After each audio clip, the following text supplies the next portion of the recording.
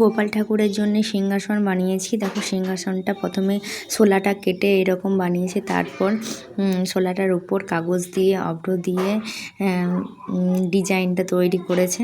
কেমন হয়েছে তোমরা কমেন্ট করে জানাবে সিংহাসনটা দেখতে কেমন লাগছে।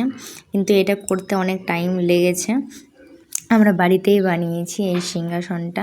তো গোপাল ঠাকুরের জন্যে কালকে পুজো বলে, তো জন্মাষ্টমী, তাই তো সিংহাসন ছিল না, আর দামও বলছিল অনেকটাই। দোকানে তোমরা দেখতেই পাবে ভিডিওতে, সিংহাসনগুলো দেখিয়েছিলাম, অনেক দাম বলছিল। তো বাড়িতেই বানিয়েছে, শোলা কেটে কাগজ দিয়ে ভালো করে তৈরি করেছে। তো কেমন হয়েছে তোমরা কমেন্ট করে জানাবে। কিন্তু সিংহাসনটা দেখো কেমন লাগছে দেখতে, আমাকে তো বেশ ভালোই লাগছে দেখতে, খুব সুন্দর হয়েছে কিন্তু সিংহাসনটা।